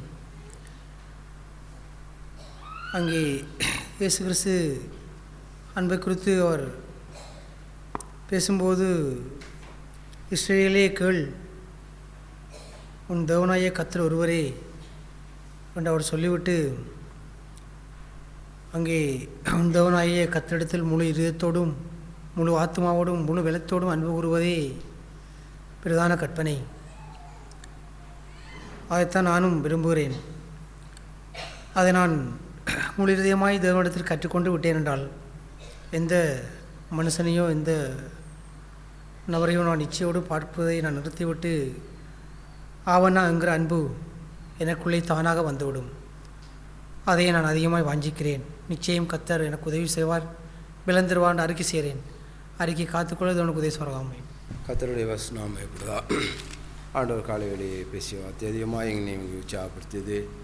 இன்றைக்கு இந்த அன்புங்கிறதான வார்த்தை இந்த பூமியிலே இங்கே அதிகமாய் பேசப்படுவதென்று ஆண்டவர் படைத்த அந்த சிருஷ்டிகளிலே யாவும் தேவனை இங்கே துதிக்கக்கூடியதான அந்த அன்பிலே அங்கே அதிகமாய் நிலைத்திருக்கிறது. ஆனால் அந்த அன்பிலே இன்றைக்கு மனிதன் குறையப்பட்டிருக்கிறான் என்பதை இங்கே அதிகமாய் பேசக்கூடிய ஒரு பொருளாகவும் இருக்கின்றது. ஆனால் அந்த பேசக்கூடிய பொருளிலே இன்றைக்கு நான் அந்த பட்டியலுக்குள்ளே அடங்குகிறேனாங்கிறதைத்தான் அந்த காலை வேளையில் நானும் என்னை அங்கே நோக்கி பார்த்தேன். அதிகமாக நானும் அங்கே அந்த அன்பிலே குறையப்பட்டவனாகவே இருக்கிறேனுங்கிறதை என்னுடைய இருதயத்திலேயே அங்கே நான் நிதானித்து கொண்டேன். இன்றைக்கு கிறிஸ்தவனுங்கிறதான அந்த வார்த்தைக்கே இந்த அன்பு தான் முற்றுப்புள்ளி. இந்த அன்பு இல்லாதவன் கிறிஸ்தவன் அல்லங்கிறதும் இந்த காலை வேளையிலே பரிசுத்த ஆவியானவர் அங்கே என்னிடத்திலே அங்கே பேசினார். தேவனை அதிகமாக ஸ்தோத்தரிக்கிறேன். இன்றைய நாட்களிலே இந்த அன்பை நான் பெற்றுக்கொண்டவனாய் தேவனிடத்திலே நான் எப்போது அன்பு கூறுகிறேனோ அந்த அன்பின் நிமித்தம் இந்த பூமியிலே நான் எதுவானாலும் அந்த அன்பின் நிமித்தம் நான் நிலைத்திருக்க முடியுங்கிறதைத்தான் காலை வேளையிலே நான் உணர்ந்து கொண்டேன். அவ்வாறான ஒரு ஜீவியத்தை ஒரு நாட்களில் நான் வாஞ்சிக்கிறேன். பரிசுத்த ஆவியான உதவிச ஆண்டும் நம்பிக்கை அறிக்கை செய்கிறேன். அறிக்கையை காத்துக்கொள்ள தேவன் தாம் உதவிசாராக. நான் சகோதரத்துக்காய் தேவனை சோதரிக்கின்றேன். தேவன் குணப்படும்படியாய் தேவன் தந்தான இந்த வார்த்தைக்காய் இன்னும் அதிகமாக தேவனை சோதரிக்கின்றேன். ஒன்று செய்யாமல் இருக்கின்றான் எங்களை தேவன் எவ்வளவாய் ஒரு அன்பு கொண்டு எவ்வளவாய் நேசித்து எங்கள் மேல் கரிசனை காட்டுகிறான். அந்த தேவனை ஏன் முழு மனதாய் அன்பு காட்ட முடியவில்லை என்பது தான் தேவன் இந்த காலவேளையிலே உணர்த்தித்தான நிலைகள். நான் ஒன்றுமே தேவனிடத்தில் கேட்காமல் இருக்கும் பொழுது எங்கள் தேவைகளை இன்னதென்று அறிந்து அதன் காலங்களில் நேர்த்தியின் செம்மையுமாய் செய்து வருகின்றான். அந்த தேவனை ஏன் முழு மனதோடு அன்பு கொள்ள முடியாத நிலையில் காணப்படுகிறேன் என்பதைத்தான் தேவன் இந்த காலவெளியில் கேட்டார். நான் ஒரு இடத்தில் அன்பு கூறும் பொழுது, அவர் என்னிடத்தில் அன்பு கூறும் பொழுது நான் அவரை நேசிக்கின்றான். அந்த வாழ்க்கை நான் அவர் அன்பு கூறாத விட்டில் அவரை பகைக்கின்றான் அந்த வாழ்விலே இருக்கும் பொழுது, ஆனால் தேவன் என்னிடத்தில் நான் ஒன்றும் கேட்காமல் இருக்கும் பொழுதே எங்களுடைய தேவைகளை இன்னதென்று அறிந்து எல்லா விதத்திலும் அவனை நேசிக்கின்றான். அந்த தேவனை ஏன் என்னால் முழு மனதோடு அன்பு கூற முடியவில்லை என்று சொன்னால், என்னிடத்தில் காணப்படுகின்றான அந்த தேவனை அன்பு கூறுவேன் என்று சொல்லி ஒரு பொய்யனாய் வாழ்கின்றான். அந்த வாழ்விலே தேவனை முழு மனதோடு அன்பு கூறாத அந்த நிலைகளில் தான் காணப்படுது என்பதை தான் தேவன் ஒரு குற்றமுழுவனாய் நிற்கும் பொழுது தேவன் அதை காண்பித்தார். நானும் என்னுடைய வாழ்க்கையிலே ஒன்றுமே கேட்காத பொழுது தேவன் எனக்காக யாவற்றையும் செய்து முடிக்கிறான். அந்த தேவனை ஒரு முழு மனதோடு அன்பு கூறான அந்த வாழ்க்கையில் அவருடைய கற்பனைகளை கற்கொள்ளும் பொழுதே அவருடைய அந்த அன்பு கூறான வாழ்க்கையில் நிலைத்திருக்க முடியும் என்பதைத்தான் இந்த காலவெளியை நான் உணவடைந்தேன். வருகான நாட்களிலும் அந்த தேவனை, ஒரு அன்புள்ள தேவனை ஒரு முழு மனதாக அன்பு கூறான அந்த வாழ்க்கையில் அவருடைய கற்பனைகளை இன்னதென்று அறிந்து அந்த நேரங்களில் அதை கடைப்பிடித்து வாழும்படியான தேவன் அந்த வெளுத்து தந்தை என்னை நடத்துவார் அறிக்கை செய்கிறாங்க. கர்த்தருடைய பரிசுத்த ஸ்தோத்திரம். தேவன் காலை வேளையிலே பேசிய வார்த்தைக்காக தேவன் அதிகமாக நன்றி செலுத்துகிறேன். தேவன் காலை வேளையிலே இடைப்பட்டான காரியமெல்லாம் 1 யோவான் 4ஆம் அதிகாரத்திலே 5ஆம் அதிகாரம் 2ஆம் வசனத்திலே நாம் தேவனிடத்தில் அன்பு உண்டு அவருடைய கற்பனையை கைக்கொள்ளும் போது தேவனுடைய பிள்ளையிடத்தில் அன்பு கூறுவோம் என்று அறிந்திருக்கிறோம் என்றான். அந்த வார்த்தையினுடைய தேவன் காண்பித்தான் அந்த காரியமெல்லாம். தேவன் ஆதாம் ஏவாளை சிருஷ்டிக்கும் போது அங்கே ஆதாம் ஏவாள் அவள் நிர்வாணமாக இருக்கிறான். அந்த சூழ்நிலையிலும் அங்கே அவர்கள் எவ்வாறு இருக்கிறார்களோ அதை குறித்தான எந்த விதமான ஒரு பயம் இல்லாமல் கலக்கம் இல்லாமல் அவர்கள் தங்களை அப்படியே எவ்வாறு இருக்கிறார்களோ அதே பிரகாரமாகவே அங்கே ஏற்றுக்கொண்டு அங்கே வாழ்ந்தான் அந்த நாட்கள். அந்த காரியங்கள் அந்த சூழ்நிலையில் மத்தியிலே அங்கே அவர்கள் எப்பொழுது அந்த தேவனுடைய வார்த்தைகளுக்கு அந்த தேவனுடைய கற்பனைகளை அங்கே மீறி அங்கே தேவனுக்கு கீழ்ப்படியாமல் அங்கே செயல்பட்டான அந்த சூழ்நிலையில் மத்தியிலே அங்கே உடனடியாக அவர்களுடைய அந்த நிர்வாணம் அவர்கள் ஒருவர் அங்கே பார்க்கும் பொழுது அது அவர்களுக்கு கூச்சமான ஒரு காரியமாக அங்கே இருந்தபடியினாலே அவர்கள் அங்கே அவருடைய சரீரத்திலே எதை ஏற்றுக்கொள்ள முடியுமோ, தங்களுக்கு இடையிலே எதை ஏற்றுக்கொண்டு வாழ முடியுமோ அந்த பகுதியை மாத்திரமே காண்பித்து மற்ற பகுதிகளை இங்கே மறைத்து வாழ்ந்தான அந்த காரியங்களை பரிசுத்த ஆவியானவர் காலை வேளையிலே காண்பித்தார். இன்றைக்கு தேவன் அழைத்தான இந்த அழைப்பிலே இந்த அன்பு கூறுதான் அந்த வாழ்க்கை என்பதெல்லாம் இன்றைக்கு தேவனுடைய அந்த கற்பனைகளை எப்பொழுது நான் கை கொண்டு வாழுகிறான ஒரு மனுஷன் நிற்கிறேனோ அப்பொழுது தான் இன்றைக்கு தேவன் என்னை எவ்வாறு அன்பு கூறுகிறார், தேவன் இன்றைக்கு என்னை எப்பேற்பட்டான அந்த சூழ்நிலையிலே நின்றான், என்னுடைய வாழ்க்கையிலே என்னை எவ்வாறு அவர் அன்பு கூறுகிறார், நான் இருக்கிற வண்ணமாகவே அவர் என்னை ஏற்றுக்கொண்டு என்னை ஏற்றுக்கொண்டார் என்றான் அந்த அன்பு நிறைந்தான அந்த சுவாபத்தை என்னுடைய ஜீவியத்திலே நான் கண்டு வாழுகிறேனோ அப்பேற்பட்டான அந்த வாழ்க்கையிலே தான் நானும் மற்றவர்களை குறித்தான காரியங்களிலே அவர்களுடைய நிலைகளை அவர்கள் எவ்வாறு இருக்கிறார்கள் என்பதை ஒரு பொருட்டாக எண்ணாதபடிக்கு எப்பேற்பட்டான ஒரு நிலையில் இருந்தாலும் அதை நான் ஏற்றுக்கொண்டு அவர்களை அன்பு கூறுகிறான ஒரு வாழ்க்கைக்குள்ளாய் நான் கடந்து செல்ல முடியும் என்றான அந்த காரியங்களை பரிசுத்தாவியானவர் காலை வேளையிலே காண்பித்தார். இன்றைக்கு இந்த ஒரு மனுஷன் எனக்கு ஏதோ ஒன்று செய்தால் மாத்திரம் நான் அன்பு செய்வேன், என்னை ஒரு மனுஷன் அன்பு செய்தால் நான் அவர்களுக்கு அன்பு செய்வேன் என்றான் அந்த மார்க்கம் சார்ந்தான அந்த அன்பெல்லாம் இன்றைக்கு இந்த தேவனுடைய அந்த அன்பின் தரத்திற்கு அங்கே ஒரு சிறு துளி கூடி அது ஒப்பாய் அங்கே மாறிவிட முடியாது என்றான அந்த காரியங்களை பரிசுத்தாவியானவர் காலை வேளையில் என்னோடு இடைப்பட்டு பேசினார். இப்பேற்பட்டான் அந்த மார்க்க அன்பென்று சொல்லுகிறான் அந்த காரியமெல்லாம் ஒரு மனுஷனிடத்திலே காணப்படுகிறான அந்த குறைவுகளை அங்கே அதை மூடி மறைப்பதற்கு அந்த அன்புக்கு அங்கே பெரிதான அந்த போர்வை அங்கே விஸ்தாரமாக அங்கே இருந்துவிட முடியாது என்றதைத்தான் பரிசுத்த ஆவியானவர் காலை வேளையில் என்னோடு இடைப்பட்டு பேசினார். தேவனை அதிகமாக நன்றி செலுத்துகிறேன். தேவன் இன்றைக்கு என்னை அவருக்கு நான் திருப்தி உள்ள ஒரு மனுஷனாய் நின்றபடியினாலோ அல்லது மகிழ்ச்சியுள்ள வாழ்க்கையை தேவனுக்கு நான் காண்பித்தபடியினாலோ அவர் என்னை அன்பு கூறாதபடிக்கு எப்பொழுதுமே வேதனையை காண்பித்தான ஒரு மனுஷனாய் நின்றான என்னை அவர் அன்பு கூர்ந்தான அந்த வாழ்க்கையிலே இன்றைக்கு அவருடைய அன்பினுடைய அந்த மேன்மையை தரத்தை என்னுடைய ஜீவியத்திலே நான் அறிந்து இன்றைக்கு தேவன் என்னை எவ்வாறெல்லாம் அன்பு கூர்ந்தாரோ அப்பேற்பட்டான அந்த சுவாவத்தை என்னுடைய வாழ்க்கையிலே அணிந்து கொண்டு அவருடைய அந்த சுவாவமுள்ள அந்த அன்பை என்னுடைய ஜீவியத்திலே நான் வாழுகிறான நாட்களெல்லாம் பிறருக்கு அன்பு செலுத்தி என்னைப் போலவே அந்த பிறரை அன்பு செலுத்தி வாழுகிறான அந்த வாழ்க்கையிலே கடந்து செல்லவே வாஞ்சிக்கிறேன். இன்றைக்கு இயேசு கிறிஸ்து என்னை அன்பு கூர்ந்தான அந்த வாழ்க்கைக்கு ஒப்பான ஒரு வாழ்க்கையை என்னுடைய ஜீவியத்திலே வாழ முடியாத ஒரு சூழ்நிலைக்குள்ளாய் அது போனாலும் ஆனால் மற்றவர்களிடத்திலே தாராளமாய் இயேசு கிறிஸ்துவினிடத்திலே இருந்தான அந்த தாராளமுள்ள அன்பு எப்பொழுதுமே தாராளமாய் கொடுக்கக்கூடியான அந்த அன்பு நிறைந்தான் அந்த சுபாவம் அது என்னுடைய ஜீவியத்திலே அது வளர்ச்சியை நோக்கியதாய் கடந்து சென்று தேவனுடைய நாமத்தை மயப்படுத்தவும் எப்பொழுதுமே அவருடைய அந்த கற்பனைகளை கை கொண்டு வாழுகிறான அந்த வாழ்க்கையிலே கவனமுள்ள ஒரு மனுஷனாய் என்னுடைய சகோதரனை நான் எப்பொழுதுமே நேசிக்கிறதான ஒரு மனுஷனாய் நான் தேவனை அன்பு செய்கிறேன் என்றான அந்த உண்மையுள்ள ஒரு மனுஷனாய் என்னுடைய ஜீவியத்திலே அந்த அன்புள்ள அந்த தேவனுடைய அந்த அன்பின் சுபாவங்களை என்னுடைய ஜீவியத்திலே கற்றுக்கொண்டு அதை என்னுடைய ஆடையாய் அணிந்து கொண்டு மற்றவர்களை என்னைப் போலவே நேசித்து வாழுகிறான அந்த வாழ்க்கையிலே வளர பரிசுத்தாயான ஒரு நாட்கள் என்னை நடத்துவான்னு விசுவாசிக்கிறேன். எங்கள் பரலோக பிதாவே, உம்மை நன்றியோடு உம்மை துதிக்கிறோம். ஆண்டவரே, நீர் எங்கள் மேல் அன்பு கூர்ந்தபடியினால் உம்முடைய சொந்த குமாரனை எங்களுக்கு பலியாக ஒப்பு கொடுத்தீர். ஆண்டவரே, இன்றும் ஆண்டவரே நீர் எங்களை அன்பு கூர்ந்து எங்களை நேசிக்கிறீர். ஆண்டவரே, கற்பனைகளில் எல்லாம் பிரதான கற்பனையாகிய உம்மை நாங்கள் முழு இருதயத்தோடு முழு ஆத்துமாடு பலத்தோடு அன்பு கூறவும். ஆண்டவரே, நாங்கள் உம்மை அன்பு கூறுகின்ற வாழ்வினாலே இந்த பூமியிலே வாழக்கூடிய ஒவ்வொரு சௌரிகளையும் அன்பு கூர்ந்து வாழும்படியான மெய்யான தெய்வ அன்பை எங்கள் இருதயத்திலே ஊற்றவும் கர்த்தரங்களை வழிநடத்தி அருளும். எங்கள் கண்கள் எல்லோரையும் சகோதரிகளாய் பார்க்கும்படியாய் அப்பேற்பட்ட அன்பு நிறைந்த ஆவியை எங்களுக்கு தந்தருளும். எல்லோரையும் நாங்கள் நேசிக்க ஆண்டவரே உதவி செய்தருளும், அன்பு செய்ய உதவி செய்தருளும். எல்லாவற்றுக்கு மேலாய் உம்முடைய கற்பனைகளே நாங்கள் எப்போதும் கை கொண்டு ஆண்டவரே எப்போதும் உம்மை அன்பு கூறுகிற வாழ்விலே நாங்கள் வேரூன்றி கட்டப்படவும் கர்த்தரங்களை ஆசீர்வதித்தருளும், வழிநடத்தியருளும். இயேசு நாமத்தில் பிதாவே.